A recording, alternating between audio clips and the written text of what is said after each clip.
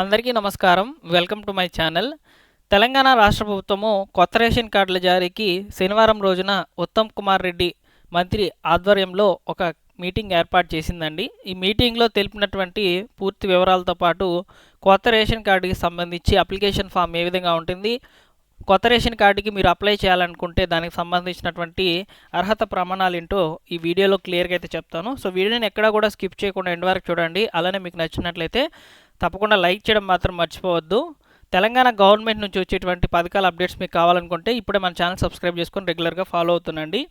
ఇక వివరాలు కనుక చూసుకున్నట్లయితే క్యాబినెట్ సబ్ కమిటీ అనేది ఏర్పాటు చేసి శనివారం రోజున ఉత్తమ్ కుమార్ రెడ్డి మీడియా ద్వారా అయితే కొత్త రేషన్ కార్డులకు సంబంధించిన వివరాలు అనేటివి తెలియజేశారనమాట.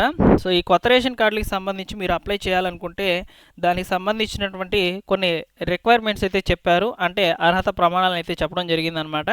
ఈ అర్హత ప్రమాణాలు ఏ విధంగా ఉన్నాయంటే ముఖ్యంగా రేషన్ కార్డు కావాలనుకునే వారికి సంబంధించి వారి యొక్క భూమి విషయంలో అంటే పల్లె ప్రాంతాల్లో ఉన్నటువంటి వాళ్ళకి సంబంధించి 3.5 ఎకరా తడి 7.5 ఎకరా మెట్ట భూమి కలిగినటువంటి వాళ్ళకి మాత్రమే ఈ రేషన్ కార్డు అనేది వస్తుందని చెప్పి చెప్తున్నారనమాట. అలానే కుటుంబం యొక్క ఆదాయం సంవత్సరానికి సంబంధించి 1,50,000 రూపాయలు మించకూడదని కూడా చెప్పారనమాట. అర్బన్ ఏరియాకి సంబంధించి అంటే పట్టణ ప్రాంతాలకు సంబంధించిన వాళ్ళకి సంబంధించి 2 లక్షల ఆదాయం అనేది మించకూడదని కూడా ఈ సందర్భంగా అయితే ఆయన తెలియజేయడం జరిగిందనమాట. మొత్తానికి రేషన్ కార్డులకు సంబంధించినటువంటి అర్హత ప్రమాణాలను అయితే ఇప్పుడు మనం తెలుసుకున్నాము. అదేవిధంగా దీనికి సంబంధించినటువంటి అప్లికేషన్ ఫామ్ ఏ విధంగా ఉందో కూడా ఇప్పుడు మనం తెలుసుకోవాలి. అప్లికేషన్ ఫామ్ అయితే ఈ విధంగా ఉంటుందండి. ఇక్కడ మనం చూడవచ్చు new ration card application form అనేది ఉంది కదా. ఇక్కడ తెలిపినటువంటి ప్రతి రిక్వైర్మెంట్ అనేది మీరు ఫిల్ చేయాలన్నమాట. ఫస్ట్ ఆఫ్ ఆల్ ఇక్కడ చూసుకున్నట్లయితే head of the household details అని చెప్పి చెప్తున్నారు. ఈ కార్డు టైప్ ఏ విధంగా ఉండాలి, ఏపీఎల్ కార్డా, బీపీఎల్ కార్డా, ఏఓఐ కార్డా, ఏఏపీ కార్డు అనేది మీరు సెలెక్ట్ చేసుకోవాలన్నమాట. ఈ కార్డు విషయంలో మీకు తెలియపోయినట్లయితే మీ సేవ వారికి సంబంధించిన డీటెయిల్స్ అనేది మీరు చెప్పినట్లయితే వాళ్ళే మీరు దీనికి సంబంధించిన ఏ కార్డు అనేది సెలెక్ట్ చేసుకోవాలి. ఇక్కడ మీకు టిక్ చేపిస్తారు. నెక్స్ట్ ఇక్కడ ఈఐడి అనేది అవసరం లేదండి. యూఐడి అంటే ఆధార్ నెంబర్ అనేది వేయాలన్నమాట. Next name of the head of the family, మీరు ఎవరి పేరు మీద అయితే రేషన్ కార్డు కావాలనుకుంటున్నారో వారికి సంబంధించినటువంటి హెడ్ ఉంటారు, అంటే యజమాని అనమాట. వారి యొక్క పేరు అనేది ఫుల్ డీటెయిల్స్ అనేవి ఇక్కడ రాయాలన్నమాట. నెక్స్ట్ ఫ్యామిలీకి సంబంధించిన లోకల్ లాంగ్వేజ్ అనేది ఇక్కడ మీరు ఎంటర్ చేయాలి. తర్వాత హెడ్ ఎవరైతే ఉంటారో, యజమాని ఎవరైతే ఉంటారో వారికి సంబంధించినటువంటి మదర్ నేము, నెక్స్ట్ వచ్చేసి మదర్ లోకల్ లాంగ్వేజ్ ఏంటో ఇక్కడ రాయాలి.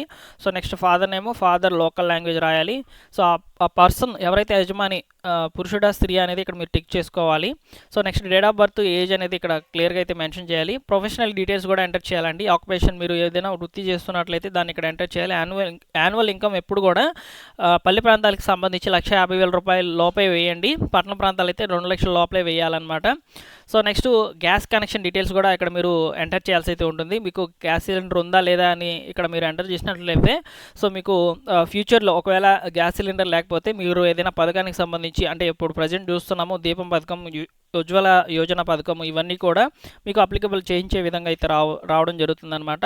నెక్స్ట్ రెసిడెన్స్ అడ్రస్ అనేది మీరు ఎంటర్ చేయాలండి. రెసిడెన్స్ అడ్రస్ ఎప్పుడు కూడా కరెక్ట్ ఇవ్వాలన్నమాట. పర్మనెంట్ అడ్రస్ అదే అయితే అంటే సేమ్ అయితే ఆ డీటెయిల్స్ కూడా ఇక్కడ మీరు ఎంటర్ చేయాలి. నెక్స్ట్ ఇక్కడ మెయిన్ ఇంపార్టెంట్ ఇదేనండి. మీ కార్డుకి సంబంధించి కుటుంబ సభ్యుల వివరాలు అనేది కరెక్ట్గా ఇక్కడ మీరు ఎంటర్ చేయాలి. మీ కుటుంబంలో ఎంతమంది ఉండాలనుకుంటున్నారు రేషన్ కార్డుకి సంబంధించి వారి యొక్క డీటెయిల్స్ అన్నీ కూడా ఇక్కడ మీరు క్లియర్గా అయితే వేయాలన్నమాట. వేసిన తర్వాత మీకు ఏదైనా కొత్త రేషన్ కార్డుకి సంబంధించి ఇక్కడ ఓల్డ్ రేషన్ కార్డు అనేది అవసరం లేదు.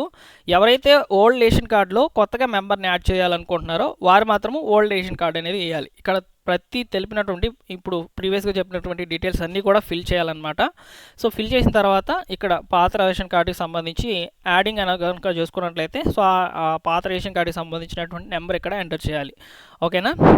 ఈ విధంగా మీరు క్లియర్గా ఇన్ఫర్మేషన్ అంతా కూడా ఇచ్చేసిన తర్వాత ప్రూఫ్గా వచ్చేసి ఫోటో అనేది గ్రూప్గా దిగినటువంటి ఒక ఫోటో అనేది మీరు ఇవ్వాలన్నమాట. దీంతోపాటు ఆధార్ కార్డ్ జెరాక్స్, మెంబర్స్కి సంబంధించినటువంటి ఆధార్ కార్డ్ జెరాక్స్, ఈ అప్లికేషన్ ఫామ్ ఇచ్చినట్లయితే మీ సేవ ద్వారా మీరు అప్లికేషన్ అనేది పంపించవచ్చు.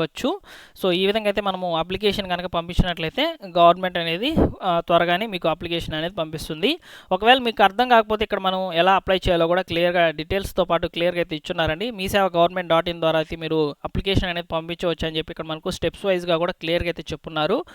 వీటి లింక్స్ అన్నింటినీ కూడా నేను మీకు డిస్క్రిప్షన్లో అయితే ఇస్తాను. ఒకసారి ట్రై చేయండి. తప్పకుండా మీకు కొత్త రేషన్ కార్డు అనేది త్వరలోనే జారీ అయితే కావడం జరుగుతుందన్నమాట. ఎక్కువ మొత్తంలో ముఖ్యంగా రేషన్ కార్డుకి సంబంధించి యాడింగ్కి సంబంధించి ఎక్కువ డాక్యుమెంట్స్ అనేటివి అంటే అప్లికేషన్ వినతులు అనేటివి వస్తున్నాయని చెప్పి చెప్తున్నారు. సో వారందరికీ కూడా త్వరలోనే గవర్నమెంట్ అనేది ఈ అప్లికేషన్ ఫామ్ డీటెయిల్స్ అన్నింటినీ కూడా ఓపెన్ చేసి గవర్నమెంట్ ద్వారా అయితే మీకు ఇవ్వడం జరుగుతుందన్నమాట. సో తెలంగాణ గవర్నమెంట్ ఇచ్చేటువంటి ప్రతి చిన్న పథకానికి సంబంధించిన అప్డేట్స్ అన్నింటినీ కూడా మన ఛానల్ ద్వారా నేను మీకు అందిస్తాను. తప్పకుండా మన ఛానల్ సబ్స్క్రైబ్ చేసుకొని రెగ్యులర్గా ఫాలో అవుతుండండి.